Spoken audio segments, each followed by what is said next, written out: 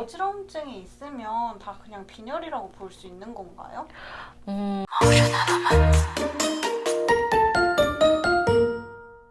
안녕하세요. 유리TV PD 엘리. 유나.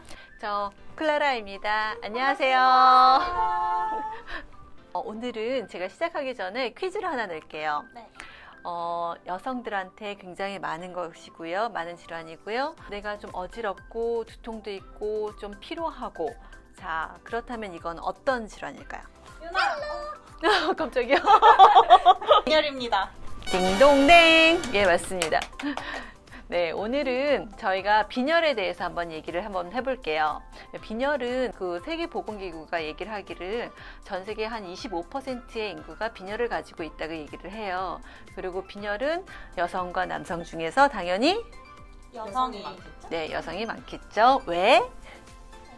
여자는 생리를 하니까요. 네, 맞아요. 그 혈액의 손실이 더 많으니까 빈혈이 많을 수밖에 없어요. 자, 그러면 오늘은 빈혈에 대해서 좀 광범위하게 좀 알아보고 거기에 관련된 식이나 또는 영양제에 대해서 알아보는 시간을 가져보도록 할게요. 네. 그러면 박사님, 네. 어지럼증이 있으면 다 그냥 빈혈이라고 볼 수 있는 건가요? 어지럼증이 있다고 모두 다 빈혈은 아니에요. 예를 들어서 저혈압이 있다거나 아니면 또 우리가 이제 귀에 이상이, 전정기관에 이상이 있으면 이렇게 세상이 도는 것처럼 막 굉장히 어지럽거든요. 그래서 빈혈에는 무조건 어지럼증이 있다고 빈혈이라고 하는 건 아니에요. 네. 그러면은 그냥 단순히 어지럽기만 하는 빈혈이 네. 뭐 종류가 있는 건가요? 제 생각에는 그냥 피가 모자라고 어지러우면 다 빈혈 같거든요. 예, 빈혈에는 여러 가지 종류가 있어요. 예를 들어서 우리가 가장 많이 아는 철결핍성 빈혈. 우리가 보통 빈혈의 한 90%가 철분이 부족해서 생기는 빈혈이 있고요.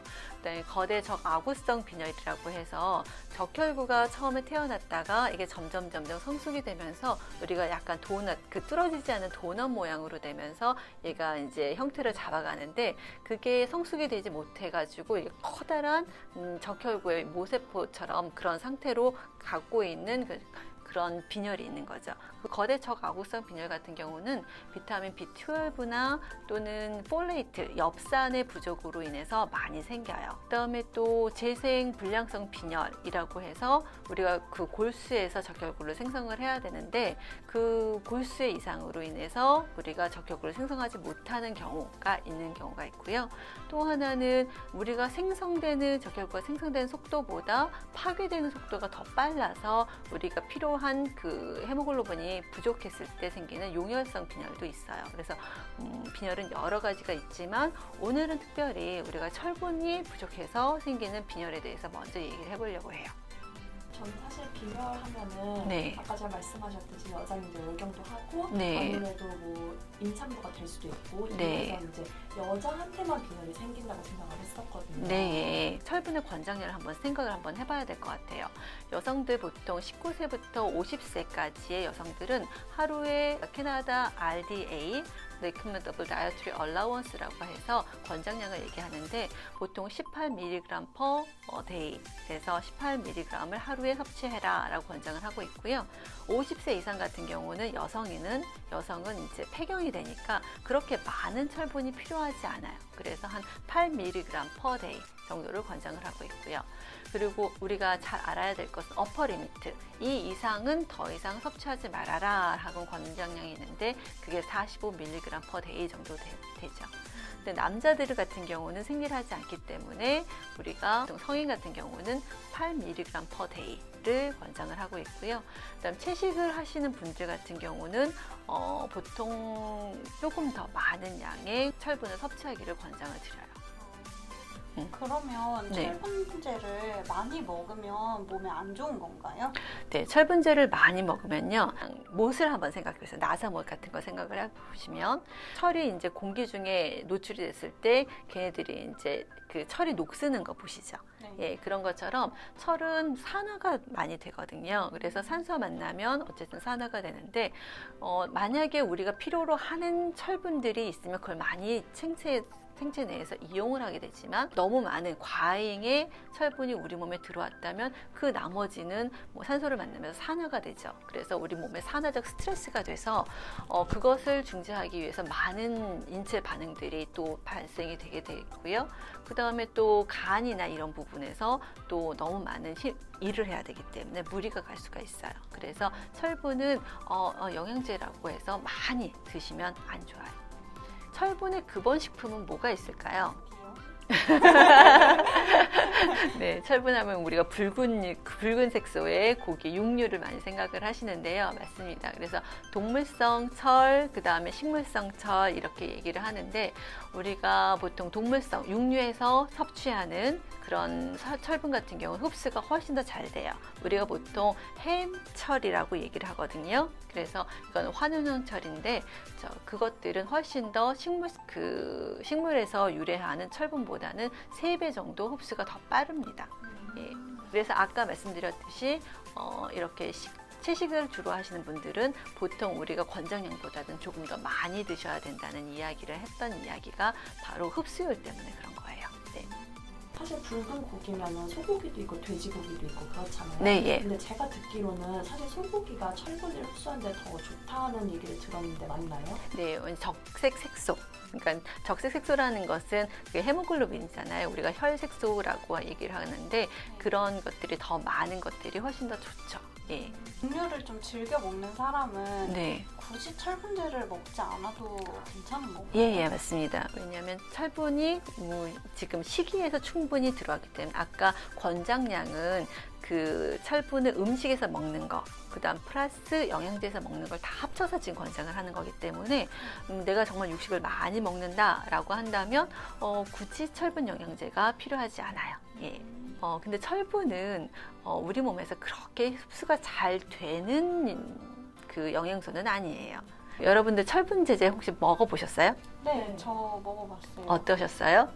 근데 네. 저는 사실 빈혈이 없거든요. 어, 근데 딱 그 생리 기간만 되면 네. 조금씩 어지러워가지고 네. 그때만 한 3일 정도 먹고 또 괜찮아져서 안 먹고 전 그래서 이게 효과가 네.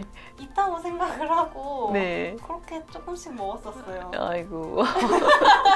영양제가 발을 담궜다 뺀? 약간 그 정도 아닌가요? 네, 적혈구가 태어나서 죽는 데까지 걸리는 시간은 3개월이에요. 2, 3개월 정도 되는데요. 빈혈 검사에서는 우리가 헤모글로빈, 그 다음에 저장철인 페리틴, 그 다음에 적혈구 수 이런 것들을 참조해서 보는데요. 내가 보고 있는 보통 우리가 헤모글로빈 A1C 적혈구 수 그 농도가 어느 정도 있는지를 보는 것들에서 지금 그때 본 거는 3개월 전의 수치예요.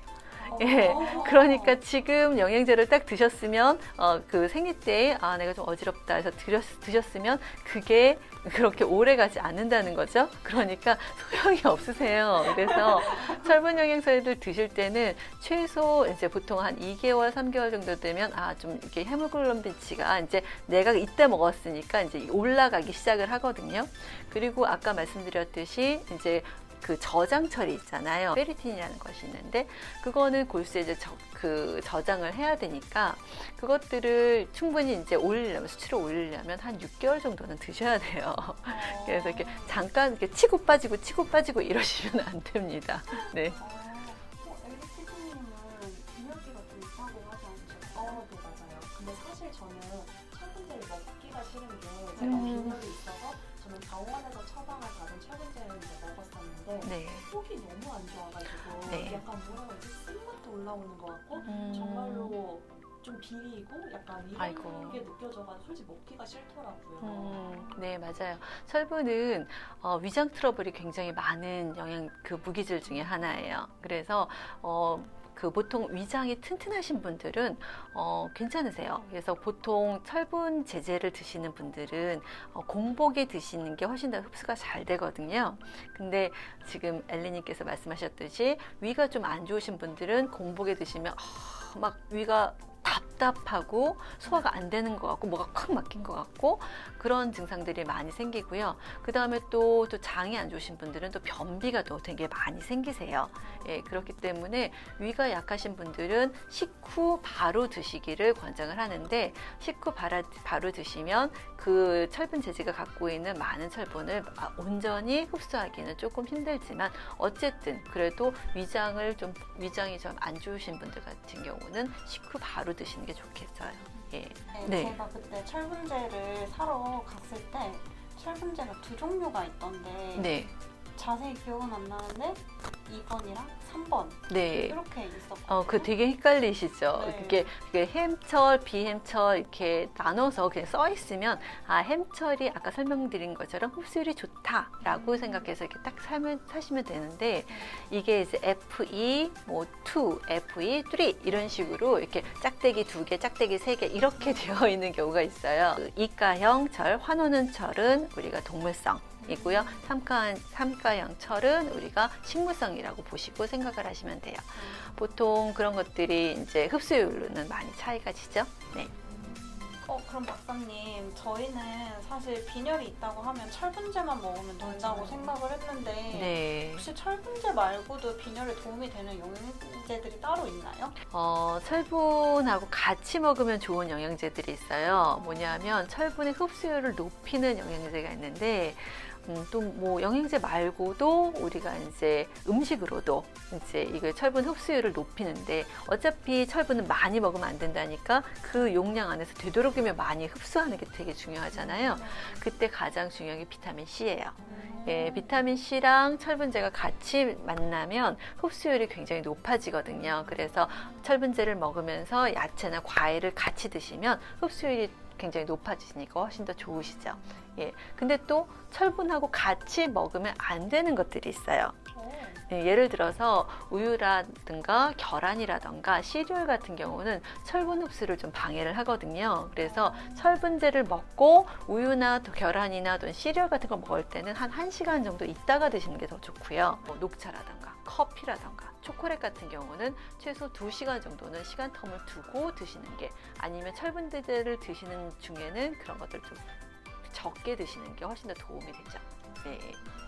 그러면 박사님, 네. 오늘 저희가 B 컴플렉스랑 네. 비타민 C 네. 그리고 철분제 이렇게 3가지를 가지고 왔는데 네. 이제 철분이랑 비타민 C는 네. 이제 설명을 해주셨잖아요. 네. 이 비타민 B 컴플렉스는 어떤 효과가 있는 건가요?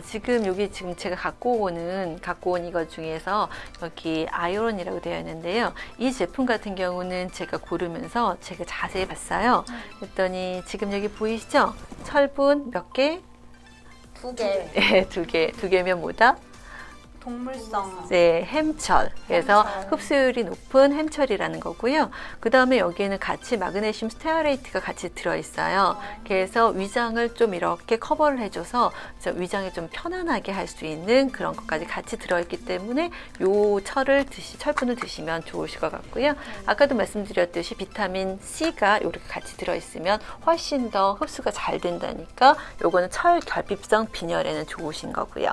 근데 어떤 분들은 아까도 말씀드렸듯이 거대적 아구성 빈혈 같은 경우는 철분뿐만 아니라 비타민 B12나 엽산이 부족했을 때 생긴다고 했죠. 네. 그래서 만약에 적 아구성 빈혈 같은 경우는 기본적인 철분 부족 증상, 어지럼증, 두통, 막 이렇게 숨이 차거나 왜냐하면 헤모글로빈이 산소를 충분히 공급하지 못하기 때문에 이동시키지 못하기 때문에 그런 숨이 찬 증상도 생기는데 그것뿐만 아니라 이게 입이 자꾸만 헌다거나 구강에 이제 설염 같은 것들이 생긴다거나 아니면 이렇게 신경이 이게 쩌릿쩌릿 저리는 신경 증상들까지 동반을 한다면 이거는 혹시 비타민 B12 또는 엽산이 부족해서 생기는 빈혈이 아닐까 한번 생각을 해보고 검사를 해보셔서 혈액 검사를 해보셔서 비타민 B12과 엽산이 부족합니다 라고 생각이 진단을 받았을 때는 철분과 비타민 C랑